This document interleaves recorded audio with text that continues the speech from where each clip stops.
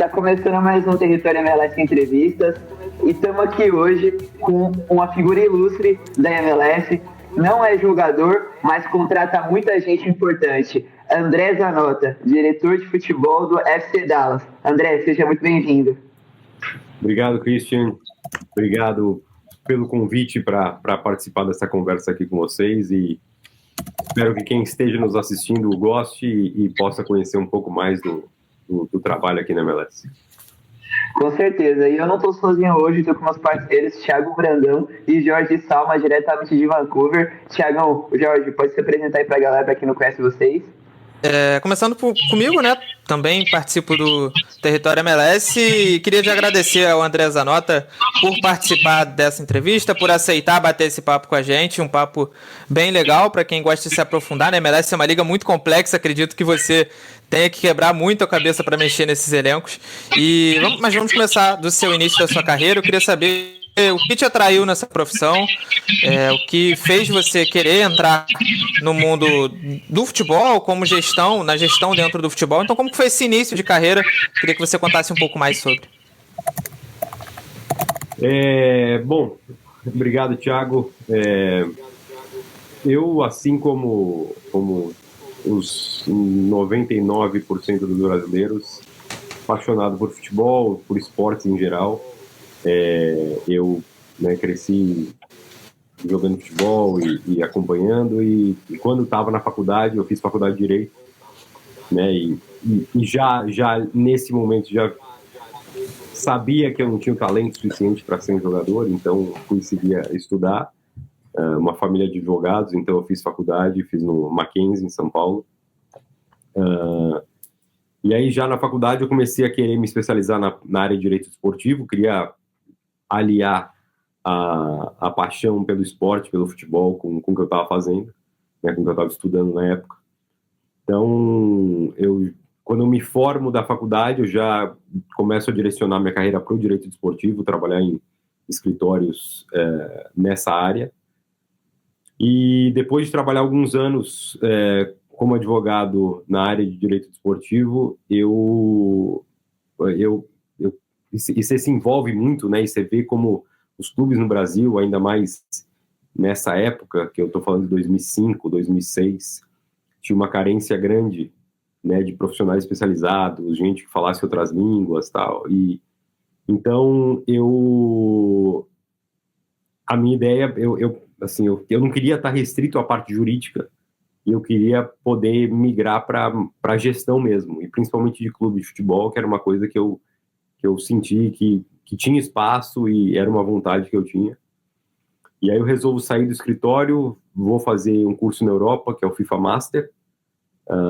Fiquei um ano lá, quando eu volto eu consigo, quando eu termino o curso, eu recebo uma proposta para ir para o México. Então eu trabalhei um ano no Atlante FC do México, e na época, hoje o Atlante está na Liga Expansión, mas na época ele estava na primeira divisão, e o ano que eu estava lá foi o último ano que a gente chegou nos playoffs, né, na Liguilha do México. E dali seguiu, assim, eu voltei para o Brasil, trabalhei na Traffic, na parte de gestão dos clubes e gestão de negócios de futebol que a Traffic tinha, que a Traffic era uma potência naquela época, né, em vários setores do esporte, e então, eu depois da Traffic fui para o Santos, fiquei 3 anos no Santos, 1 ano no Sport, 2 no Grêmio, e 2025 vai ser minha 7ª temporada aqui no Dallas. Então, já estou completando 6 anos aqui de MLS. Já é um americano quase naturalizado, hein, André? Ô, Jorge, pode seguir. Estamos te ouvindo. Tudo bem, André? Agora está me ouvindo, certo. Valeu. Então, eu queria saber como é que surge esse convite do Dallas, né? A gente sabe que é a 5ª temporada, a MLS, a vista do Brasil, ela sofreu alguns, né? Ela teve momentos mais, né, mais bem falados, assim, tipo, teve um momento de mais, né, que o público brasileiro falava um pouco mais dela, né? Isso acabou esfriando um pouquinho, e isso retorna com mais força com a chegada do Messi, né? Há 5 anos atrás, o Messi não estava na MLS. Queria saber de ti como é que surgiu esse convite, né? E como é que tu transiciona, né, de um futebol brasileiro, que a gente sabe da cobrança, A gente sabe como é que funciona para a MLS, que até então, naquele momento que tu chegas, é um momento que a liga, a nível Brasil, assim, vista do Brasil, ela não está tão bem, né, posicionada. Tudo bem, Jorge, prazer falar contigo também. Bom, nesse momento eu estava no Grêmio, né, muito bem. A gente tinha ganho a Libertadores em 2017, disputou o Mundial de Clubes em 2017, voltou a ganhar o Campeonato Gaúcho em 2018, depois de 10 anos, e desde lá a gente ganhou em 18 e o Grêmio ganhou todos os anos até 2024 agora. O Grêmio não parou de ser campeão no Gaúcho, e naquela época estava 10 anos sem ganhar. Ganhamos a Recopa, aí chegamos na semifinal da Libertadores de novo em 2018, e então 2 anos que foram mágicos no Grêmio, né, de muito sucesso, de títulos, e eu, na época que eu trabalhei na Traffic, eu trabalhei com o Luiz Musi, que é o vice-presidente do Orlando hoje, e ele saiu da Traffic e veio para o Dallas. Na época a gente manteve contato, e em determinado momento eu estou no Grêmio e o Musi, ele tem interesse em trazer o Bressan para cá. Ele queria trazer o Bressan para o Dallas. Então a gente faz a negociação do Bressan e quando conclui a negociação ele me fala que recebeu uma proposta do Orlando e se eu tinha interesse em ir para lá. Eu já falava para ele que eu tinha interesse em trabalhar fora do Brasil de novo. Eu tinha trabalhado no México, mas queria uma experiência fora de novo. E aí os donos do Dallas me procuram. Os donos do Dallas são donos do Kansas City Chiefs, né, da NFL também, que é o clube, hoje é o time de mais sucesso na NFL. E aí eu venho encontrar com eles me levam num jogo do Chiefs. Eu lembro que foi Baltimore Ravens e Kansas City Chiefs, um jogo que eu chego e vou com eles. E eu sou entrevistado, e aí me fazem a proposta para eu vir para cá, e aqui estou. Então foi... E assim, o que você falou da transição do futebol brasileiro para cá é uma mudança muito grande, né? Porque ainda hoje as coisas estão evoluindo com a entrada das SAFs, mas ainda o ambiente nos clubes de futebol no Brasil são muito políticos. E isso aqui não existe, né? Não existe político, que são os donos de clube. Existe eu sou a prova disso, né? Uma estabilidade muito maior de trabalho, treinadores. Eu estou aqui há 6 anos, a gente só teve 3 treinadores até agora. Então o treinador fica aqui pelo menos 2 anos, o mínimo que ficou foi 2 anos e meio comigo, e isso no Brasil é raro, né? Então tem uma série de coisas, o ambiente super profissional, pessoas em todas as áreas capacitadas, e eu gosto muito. Eu sempre acompanhei esportes americanos, eu sempre gostei, e esse ambiente profissional americano, a forma como o americano lida com o esporte, sempre me fascinou muito. E aí quando eu vim para cá, óbvio que é um período de adaptação. A MLS tem regras que não existem no mundo inteiro, então é muito diferente. Então demora um tempo para você se adaptar nisso, mas depois é um ambiente que é uma qualidade de... eu falo não só que a qualidade de vida nos Estados Unidos, mas a qualidade de trabalho aqui também é muito melhor, é muito mais racional do que a irracionalidade que a gente vive no Brasil, com pressão externa sendo pautado de fora para dentro por torcida, por mídia. E aqui é uma coisa que a gente segue muito mais as nossas convicções e o que a gente entende que é o melhor para o clube. André, você falou sobre essa questão das regras da MLS, que de fato é algo bem americanizado, é um padrão em todos os esportes terem regras específicas. É a maior dificuldade de um diretor de futebol que trabalha na MLS lidar com as regras? E assim, eu desisti de tentar entender todas. Então isso são muitas, e ainda mais quando você chega, é muito diferente do resto do mundo inteiro. Então, mas depois, né, e tem as mais básicas que todo mundo sabe, né, a questão de que existe um salary cap, que tem o draft, que tem as conferências, essas coisas mais particulares, né, mas tem umas especificidades nas regras aqui, ó. Eu tenho aberto o tempo todo aqui comigo, ó, as regras da MLS, e estou consultando o tempo todo, ou ligando na liga para entender se eu posso fazer isso, se não posso. Então essa é uma dificuldade grande, realmente, ainda mais para quem vem de fora, que é acostumado com um mundo completamente diferente. Então isso realmente é um ponto que que não é fácil, mas agora já com 6 anos de liga, já me sinto bem mais à vontade. André, a gente sempre comenta com todo jogador que participa aqui com a gente, até com o próprio Giovani, que já participou aqui também. Em relação ao nível da MLS, todos eles falam que vê uma evolução clara ano após ano, que a liga está evoluindo, o futebol está aumentando, o nível do futebol. E é uma liga que a gente percebe também, quem cobre, que tem essa evolução em relação a alguns anos atrás. Você acha que essas regras que a gente comentou aqui agora há pouco, elas travam um pouco essa evolução da liga? Ou elas colaboram, porque muitas vezes tem um equilíbrio muito maior? É raro a gente ver um time dominar a liga em termos de vitórias e títulos por muitos anos. Então isso equilibra também. Mas você acha que isso trava um pouco a evolução da liga? Muito boa pergunta. Travar é uma palavra... não acho que é bem travar, mas assim, tem que entender o contexto que a gente está, né? A gente está qual que é a cultura do esporte nos Estados Unidos, das principais ligas. É justamente isso que você falou, ter um equilíbrio competitivo.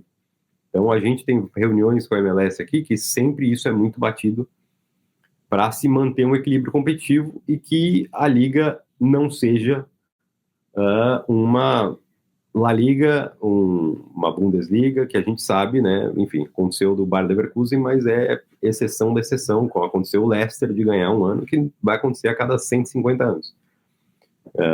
Então, os clubes que mais investem vão ter melhores resultados. Isso é no mundo inteiro. Você vê Flamengo, Palmeiras, hoje o Botafogo no Brasil. Aqui, para o americano e não se imagina para nenhum clube você entrar numa competição sem chance de ganhar. Então, se você, como tem vários, né? Você no próprio Campeonato Brasileiro, o Atlético Goianiense, o Cuiabá, o Juventude, eles entraram no Campeonato Brasileiro para não cair. Esse é o objetivo principal deles, né? Então, aqui não existe rebaixamento e você quer para a sua comunidade, porque os clubes, né, o Dallas Cowboys, não só no futebol, mas em todos os esportes, eles representam a comunidade, representam uma cidade, né? E a gente no Brasil tem os clubes muito divididos, né? Em São Paulo tem vários clubes, o Rio, Belo Horizonte, Porto Alegre, Recife, enfim. Então não tem muito esse senso de pertencimento que os clubes têm com relação àquele lugar onde eles estão, apesar de ter uma identidade forte e tal, mas não é um único clube, né? Você é mais dividido.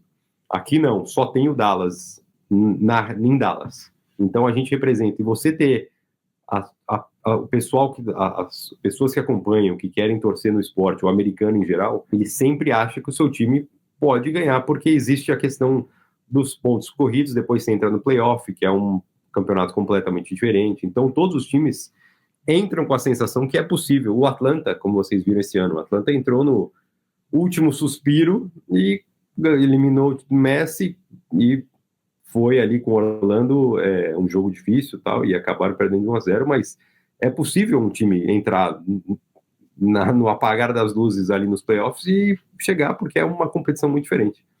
Então, esse contexto que o esporte americano tem, aí a MLS está inserida, faz uma diferença muito grande para que o americano continue gostando do esporte, porque se eles têm os times, digamos que o Miami, o LA Galaxy, o LAFC, o Atlanta, possam investir o que quiser, vão estar lá na frente, aí os outros times vão entrar para meio de tabela, para tentar uma classificação, e para o público americano isso não faz sentido.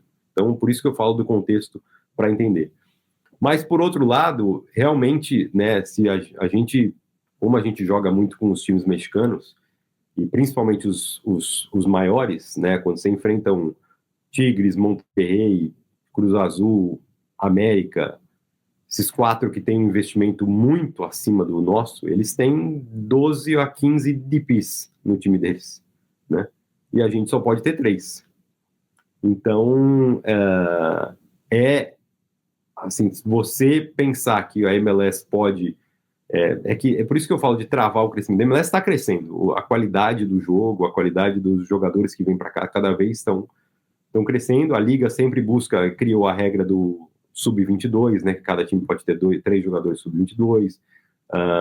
Tem os DPs, tem o GAM, que você pode usar para trazer jogadores acima do cap, mas que não sejam DPs, enfim. ela foi criando mecanismos para poder trazer esses jogadores, mas ainda assim limitado a certos parâmetros aí para para manter o equilíbrio competitivo. Então a liga está crescendo, eu acho que não é travar o crescimento, eu acho que cresce de uma maneira mais sustentável e menos tão assim, vai crescendo aos poucos de uma forma sustentável, sem dar abrir para os clubes trazerem 10 DPs. Aí, óbvio... não vai pulando etapas, né, André? Vai crescendo de uma forma linear. Exato. É isso aí. Jorge? André, assim, é muito louco isso realmente, porque na MLS a gente vê o Galaxy ano passado lanterna da competição, Exato. Esse ano ganha a competição, é muito louco isso. E assim, é muito louco também ver que a MLS, ela transita num universo muito paralelo no futebol, porque assim, a gente tem jogadores como o Messi, a gente tem jogadores aqui, por exemplo, eu cubro o Vancouver, a gente tem jogadores como o Gaudi, por exemplo, que é indiscutivelmente craque de bola, mas a gente também vê jogadores que não têm nível para jogar a Série C do Campeonato Brasileiro, entendeu? E assim, eu fico me questionando, e aí é uma pergunta, ela é muito específica no teu caso, que tu és esse cara que faz esse trabalho junto com o teu scout, provavelmente. Como é que acontece isso, assim, sabe? Por exemplo, a gente tem jogadores de nível assim, extremamente baixo na competição, e isso acaba travando, como o Thiago falou, o crescimento da competição, né? Porque, enfim, eu cobri esse ano praticamente todos os jogos em loco, e eu vi jogadores que, tipo, cara, o que esse cara tá fazendo disputando uma competição de tão alto nível, entendeu? Eu não tô falando de jogador início de carreira, tô falando de jogador que tinha uma rodagem no futebol, 26, 27 anos de idade, entendeu? E assim, não precisa você entender muito para você ver que realmente o nível desses caras não tem condição, entendeu? Mas assim, eu entendo, assim, de novo, a gente está num mundo que tem o teto salarial, né? Então, para você investir mais em algumas posições, você vai ter que investir menos, e você precisa de um elenco. Né? Então, vão ter, e aqui ainda existe a cultura, de novo, dentro do contexto que eu falava, a cultura do draft. Você imagina como você vai pensar no Brasil que você vai tirar um jogador de uma universidade e ele vai direto para a Série A, para a principal liga do país, né? Então, a gente pegou o Logan Farrington aqui no draft ano passado, e ele teve mais de 2.000 minutos aqui esse ano com a gente. Foi muito bem, só que é exceção quando o Daryl Dick, que do Orlando também, o Tajon Buchanan, quando foi do New England e já está na Inter de Milão. Então, acontece de ter uns casos de jogadores, né, mas a regra normal é que os jogadores venham e vão ter um período de adaptação, vão ter dificuldade, porque o gap aí entre o nível de college para o nível MLS é muito grande. Então, você vai ter jogadores, e ainda, você falou, e tem jogadores mais velhos também que você tem a limitação de estrangeiro, então você precisa trazer americanos, em geral, que às vezes pode ser, a gente teve aqui já americanos mais velhos que a gente precisava para compor elenco, certa posição, que aceitavam o salário mínimo da MLS, então nem sempre a gente consegue isso com jogadores. Então tem uma série de questões que realmente tem jogadores que são de um nível mais baixo, e a gente tem o Messi aqui, que é um dos maiores de todos os tempos. Então, mas eu entendo que isso faz parte, a gente precisa também desenvolver o futebol nos Estados Unidos aqui, é obrigação dos clubes continuar desenvolvendo jogadores para que os jogadores que a gente precise, que não são os principais do elenco, são aqueles lá que não vão ter tantos minutos, tenham mais qualidade, melhorando a formação dentro de cada clube, né? E o Dallas é um dos principais nisso na formação de jogadores aqui nos Estados Unidos. Até nessa questão de formação de jogadores, André, a gente vê que o Dallas é um time que olha muito para o mercado sul-americano. Vocês têm o Giovanni, o próprio Alan Velasco. Eu queria saber de você, de um cara que ajudou a montar o Santos, que foi vice-campeão da Copa do Brasil, e o Grêmio, campeão da Libertadores. Quais são as prioridades no mercado do Dallas quando vocês vão sentar para analisar oportunidades de mercado? E, na sua opinião, qual foi uma contratação que você se orgulha muito? Nessa última temporada a gente viu a chegada do Peter Musa, do Benfica, que chega na metade do ano e entrega mais de 10 gols, se consolidando como um dos melhores atacantes da Conferência Oeste. Eu queria saber de você o processo de contratação do Dallas, se você puder explicar para a gente, e uma contratação que você se orgulha muito de ter participado aí no Dallas. Boa. Bom, a gente... existe todo um processo aqui, como você falou, um processo de scouting. A gente tem um departamento de scouting. O nosso diretor de scouting é brasileiro, Leonardo Baldo. Ele foi do Orlando e do Columbus também. E recentemente, no começo desse ano, eu trouxe o Sandro Landelli, que estava no Inter de Porto Alegre, e também está aqui, participa de todo esse processo aqui na decisão de jogadores. Então, são várias pessoas, vários olhos que passam na definição de jogadores, e a gente tenta, óbvio, minimizar os erros que a gente possa cometer, porque eu sempre falo, a gente não traz uma máquina que a gente sabe que vai ligar na tomada e o que vai ter de volta. São seres humanos e tem uma série de fatores externos que influenciam a performance, né, questões pessoais, tal, que vão afetar, ainda mais se você traz de fora, né, uma mudança para um país diferente, sempre tem questões que muitas vezes fogem do nosso controle. A gente tem, como você falou, a América do Sul é um foco grande, né, óbvio. Eu sou do Brasil, tem o Léo, que é do Brasil, o Sandro, a gente conhece muito o mercado sul-americano. A gente tem 3 scouts na América do Sul, 3 scouts na Europa, e alguns outros mercados a gente é mais reativo do que proativo. Então, nesses mercados Europa, boa parte, América do Sul, a gente vai muito atrás, assiste muitos jogadores, mas em outros mercados a Ásia, porque a gente não consegue, né, por questões de orçamento também, a gente não consegue cobrir o mundo inteiro. Então, a gente tem recomendações de agentes, que recebo várias todos os dias, Ásia, América Central. A MLS, uma grande diferença também em relação ao Brasil é isso, porque no Brasil, dificilmente, hoje até um pouco mais, né, você vê o Bright White no Grêmio, isso era impensável antes, né, você um dinamarquês vir para o Brasil. Tá?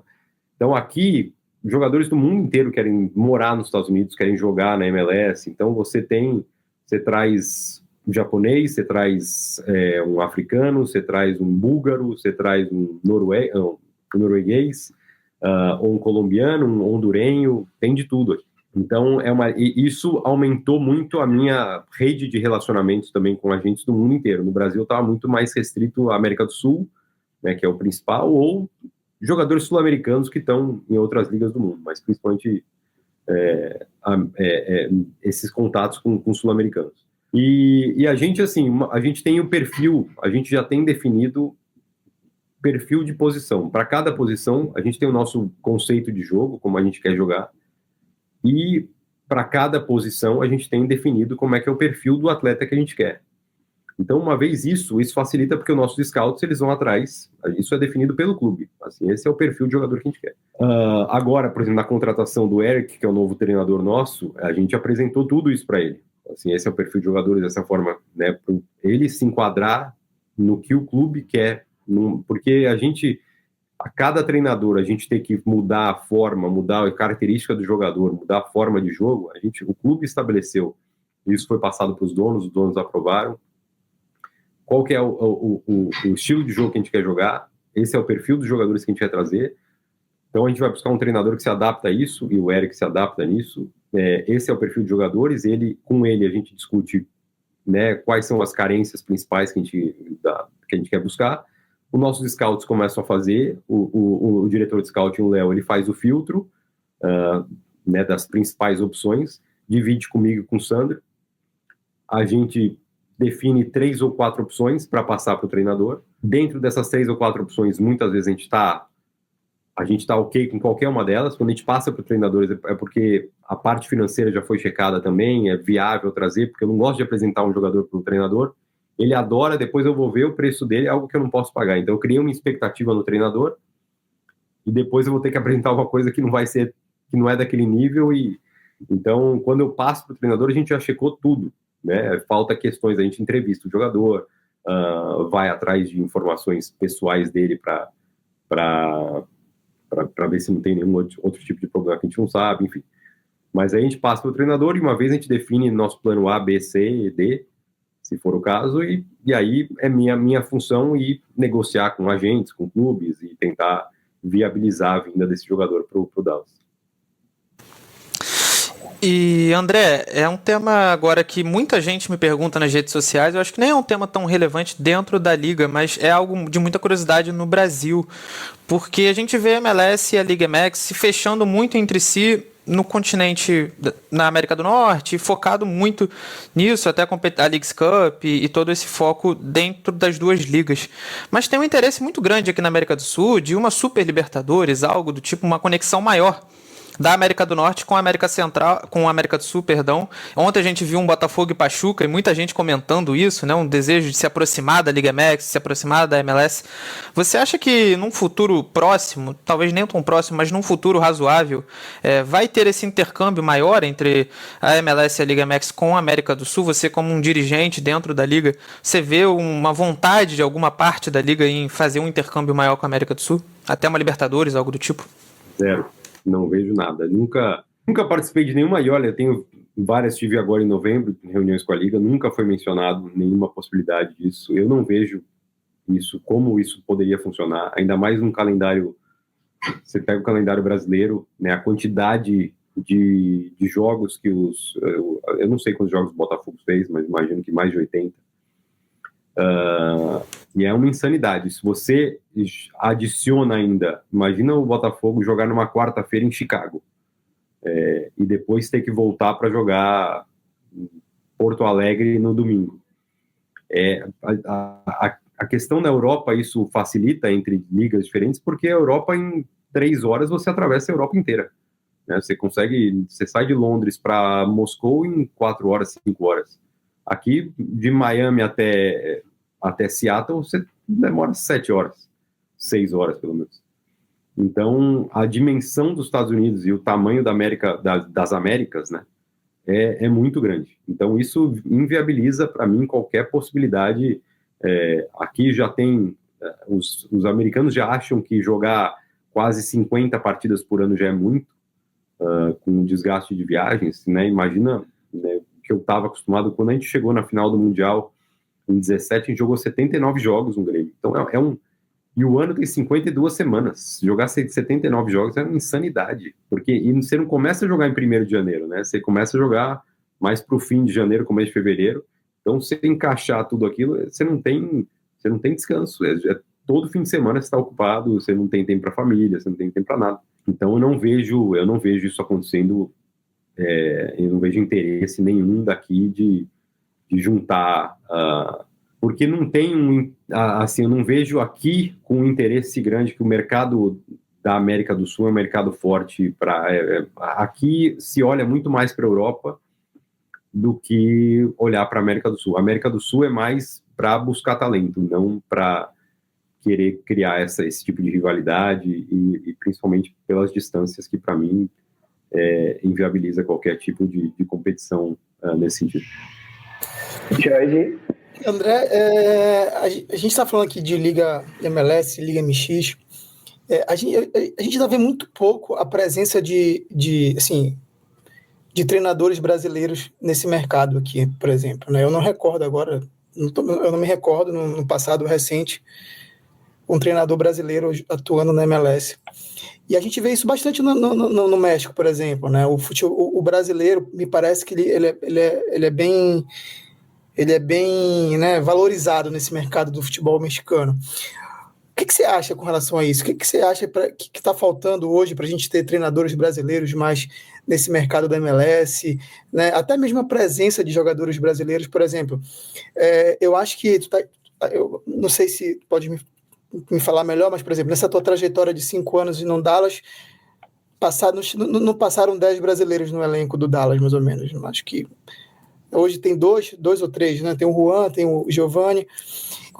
Como é que você acha? O que você avalia aí, essa questão de profissionais brasileiros num gramado, assim, como treinador, como jogador?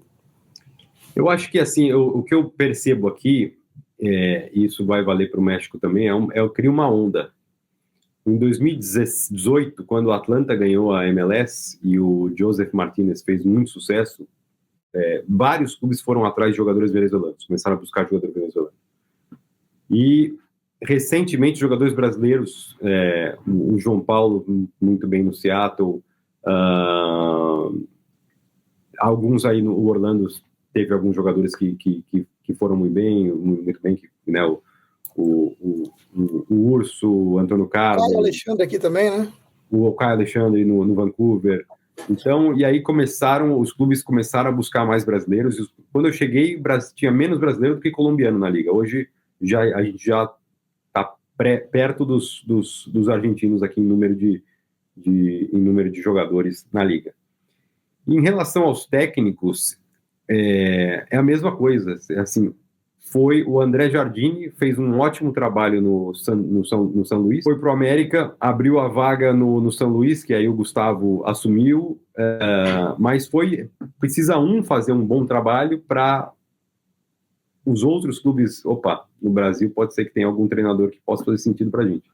Então, André, desculpa interromper, mas é algo que acontece até no Brasil também com os portugueses, né? Os técnicos portugueses. Exatamente. O Jorge Jesus foi bem e veio um monte logo depois. Veio um monte na sequência. É exatamente isso. Então, isso, assim, eu vejo que treinador brasileiro recentemente não teve mesmo, né? Faz bastante tempo. Teve o Parreira, teve o Ivo Wortmann lá atrás. Mas e aí teve uma sequência de argentinos que acabaram, né? O Heinz não foi bem, o Almeida não foi muito bem, e Tata Martino saiu agora, então acho que não sobrou mais nenhum argentino. Teve uma época que tinha uns 3, 4 aqui. Agora vocês vão ver o Sandro no Red Bull foi muito bem esse ano, então de repente agora vai vir mais um treinador alemão. O San Luis trouxe um sueco. Vamos ver como é que eles vão... Enfim, eu acho que tudo depende... O mercado, ele reage a quem... Eu estava vendo recentemente uma matéria sobre o efeito Guardiola na Premier League ao longo dos anos e como os clubes começaram a copiar o modelo, né, o que o Guardiola faz. Então, os clubes olham para quem tem sucesso. Você quer entender o que aquele time fez para ter o sucesso naquele ano. Então, tudo isso, e eu acho que jogadores e treinadores, isso vale para os dois. André, estamos chegando aqui no final da nossa entrevista já. De novo, te agradecendo por ter topado conversar com a gente. Vou liberar aqui para mais cada um fazer suas últimas perguntas. Já indo aqui para as minhas últimas, pelo que eu lembro de treinador brasileiro na MLS, foi só o Paulo Nagamura, que estava no Houston, ficou um período no Houston. Paulo Nagamura, é verdade. Esqueci, Paulo. Isso. E as minhas duas últimas perguntas, André, é sobre a expectativa de você que está na MLS com o Super Mundial, que vai acontecer ano que vem, aí, nos Estados Unidos. Se você acha que vai trazer mais visibilidade para a Liga, eu espero, assim, eu torço para os clubes da MLS irem bem, porque é uma boa propaganda da Liga, né? Se o Sounders for bem, apesar do grupo que eles caíram, super difícil. O Inter Miami também, né? Nesse Mundial não tem muito grupo fácil mesmo, mas que eles façam um bom campeonato para poder assim, mostrar que a Liga, o crescimento da Liga e a qualidade dos times aqui. Eu não acho que o Christian travou, mas eu acho que a questão de ter jogadores, né, que saíram da MLS nos clubes, eu imagino que seja isso. Eu vejo o Botafogo faz muito isso, o Palmeiras, né? O Palmeiras já levou o Atuesta, o Palmeiras, eles me ligam com frequência aqui para perguntar sobre jogadores da MLS. Então, tá saindo na imprensa aí sobre o Facundo Torres. Eles já tentaram me fugiu o nome dele, o argentino que estava no New York City, que foi para o Girona. O Tati Castellanos. Tati Castellanos, esse mesmo. Então, eles já tentaram ele no passado. Então, tem clubes que estão de olho, né, e sabem que como o Almada, por exemplo, né, talentos como ele que veio para cá, foi bem e aí teve a oportunidade de ir para o Botafogo agora, parece que vai para a França. Então eu vejo isso com bons olhos. Eu acho que mostra como a liga está cada vez sendo mais observada por países no mundo inteiro. E, André, a minha última pergunta vai ser sobre uma notícia que saiu essa semana, o interesse do Seattle Sounders no Zé Ruth Ferreira, o centroavante que vem tendo muito destaque na liga e aproveitando o gancho até do Mundial, como anda essa negociação, se de fato o Dallas tem até interesse em negociá-lo, e o Alan Velasco também é outro que renovou essa semana, mas é outro alvo assim muito, muito grande do mercado, até o Boca Juniors muito interessado nele. Então, como é a visão do Dallas para esses dois jogadores, se existe a possibilidade deles serem negociados? Começando pelo fim, assim, sempre a gente nesse mercado você está sempre aberto, né? Você tem que estar sempre aberto para negociar. Tem jogadores que eu já vendi sem querer, porque, enfim, a proposta era boa para o jogador, para o clube, mas a gente entendia que não era momento de vender, mas quando a proposta é boa, o jogador quer ir, são vários fatores quando você tem que tomar uma decisão como essa. O Jesus e o Velasco são dois dos principais jogadores que a gente tem. Eu vejo muito normal que tenham interesse neles. Já vários clubes já nos buscaram perguntando sobre esses jogadores. Mas nesse momento não tem absolutamente nada. São jogadores que a gente conta. Mas assim, se chega alguma proposta, se chegar uma possibilidade, a gente vai discutir. Mas óbvio que não vai ser fácil tirar dois jogadores desse nível, jogadores que sempre desequilibraram pra gente aqui, né? André, para finalizar a minha parte aqui, eu queria saber se existe a possibilidade de chegar alguém brasileiro aí no Dallas, se existe alguma coisa em andamento, e queria saber a tua opinião com relação a como é que vem o Dallas para essa temporada de 2025, né? A gente conversou mais cedo sobre essa questão do nível, e a gente a gente sempre espera as primeiras rodadas do campeonato para ver como é que vai se desenhar um pouquinho as coisas na MLS. Queria saber como é que tu avalia essa temporada 2025, como é que vocês esperam esse ano de 2025, já que esse ano de 2024 para vocês, eu acho que não saiu dentro do, né, o time não conseguiu classificação, enfim, e é o objetivo principal de todo mundo no campeonato. Esse 2024 foi um ano, a gente teve mudança de treinador e óbvio que é sempre complicado. O lado bom desse ano foi a gente ganhar a MLS Next Pro, né, com o nosso time B, então foi importante e mostra como a gente continuar nesse processo de formação de jogadores e ter jogadores talentosos para a gente promover para o time principal. E para 2025, a gente... É o que você falou do Galaxy, aconteceu com a gente em 2021, a gente não classificou para os playoffs, em 2022 a gente terminou em terceiro da conferência. Então o MLS te dá essa possibilidade, né? A gente vai, em primeira mão para vocês, a gente vai trazer pelo menos um brasileiro, vai vir. E agora a gente quer montar um time competitivo, quer dar as opções para o Eric poder... o Eric é um treinador muito bom, a gente acredita muito nele, mas ele, óbvio, ele precisa de um elenco com opções para poder enfrentar a temporada do ano que vem, e a gente acredita que a gente vai ter um time forte e competitivo para poder brigar para estar nos playoffs, mas a gente não quer, isso incomoda um pouco essa questão de se conformar só em classificar para os playoffs, sabe? Quando tem que acreditar que classificar os playoffs é só o primeiro objetivo, mas a gente quer chegar o mais longe possível. Tem a US Open Cup também, então a gente quer ter um time competitivo, a gente está indo atrás de reforço. Agora essa época é bastante tumultuada, porque, né, negociações, jogadores, como vocês, né, mencionaram, jogadores nossos que tem times que querem, tem jogadores que a gente quer trazer, enfim, para definir o elenco quanto antes. Faltou um mês para começar a pré-temporada, então, mas a gente acredita que vamos ter um time forte sim para em 2025. E para fechar aqui, André, falando sobre a MLS Next Pro rapidinho, o Pedrinho, artilheiro da competição, fez o gol do título, sobe para o profissional esse ano, principal do Dallas?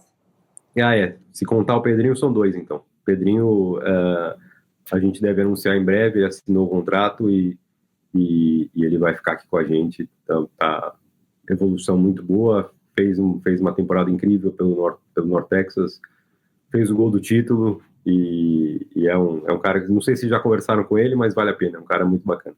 Fiz entrevista com ele esses dias, um moleque muita gente boa. Legal. Pisou o gol, então fico muito feliz que ele vai ficar aí na MLS por mais tempo. André, de novo, muito obrigado pela sua participação, foi um prazer poder conversar com você, conhecer um pouco mais de como funcionam esses bastidores da MLS. É muito legal até saber que um cara que está tanto tempo na liga também às vezes acaba esquecendo de alguma regra ou outra, porque é muita coisa mesmo para a gente poder decorar. Então, muito obrigado por ter tirado um pouquinho do seu dia para ter falado com a gente. Te desejo muito sucesso e eu tenho certeza que o 2025 do Dallas vai ser perfeito. Muito obrigado, prazer falar com vocês três, parabéns pelo trabalho de vocês, muito legal aí que vocês, mesmo de longe alguns, né, o Jorge mais perto aqui, mas acompanham a MLS, divulgam a liga aí, então agradecer vocês também por isso e estou sempre à disposição aí que vocês precisarem. Beleza, valeu Thiago, valeu Jorge e até a próxima, pessoal.